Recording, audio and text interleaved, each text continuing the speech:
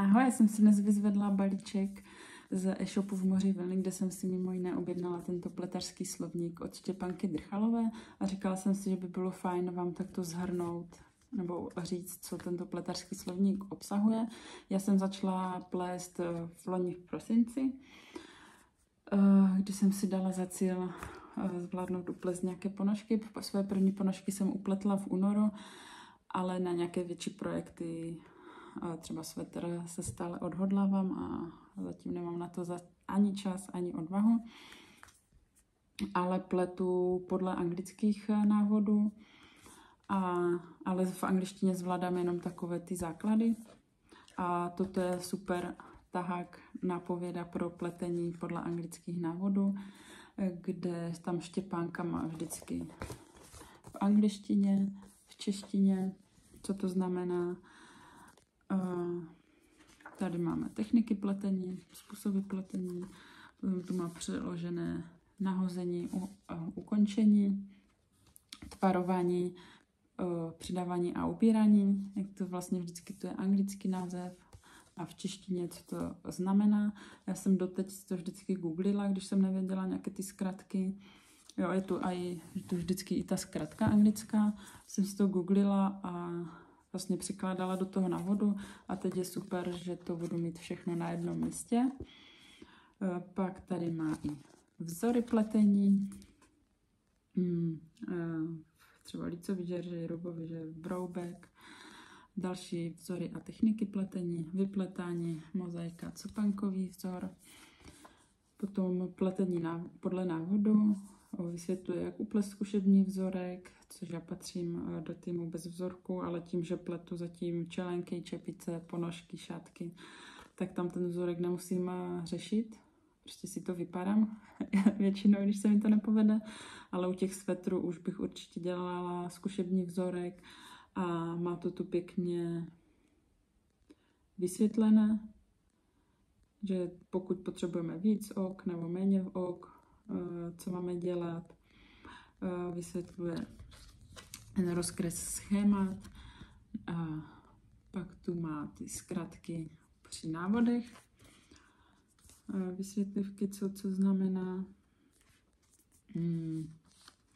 Potom tu máme ke pletení na míru, co znamená volnost, negativ ease, pozitiv ease.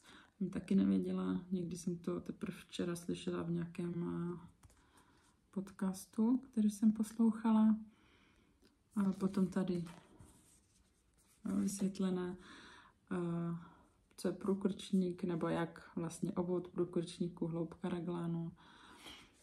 Takže za mě je tohle super návod nejen pro začátečníky, ale hlavně pro začátečníky, protože zkušené pletařky už budou vědět. Ale třeba zase můžete být zkušená pletařka, ale nemusíte umět anglicky. A tady si myslím, že jako je toho fakt hodně. A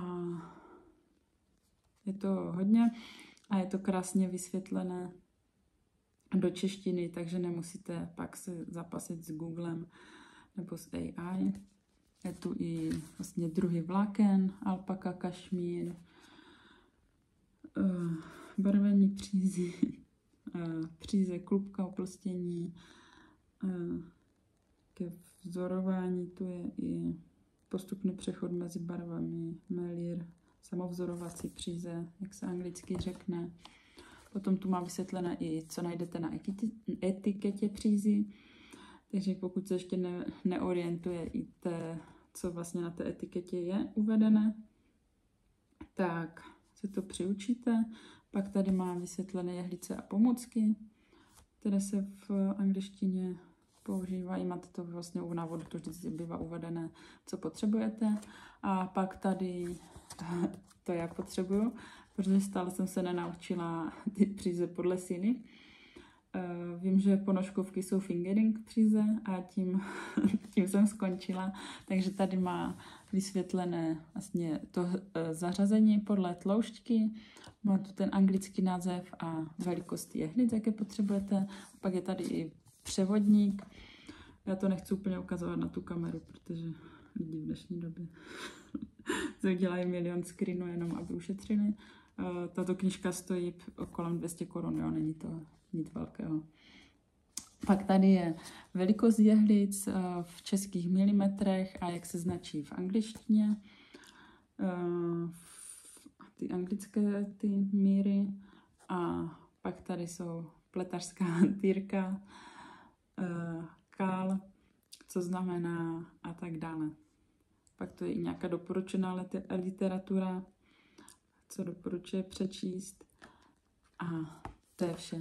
Za mě je toto moc povedený slovník nejen pro začínající pletařky a já ho bohužel musím schovat, protože jsem si to rozbalila, podívala jsem se na to a přinesl mi to až Ježíšek, abych něco pod stromečkem taky měla, že?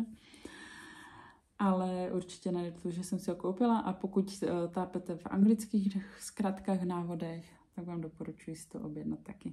Tak se mějte pěkně.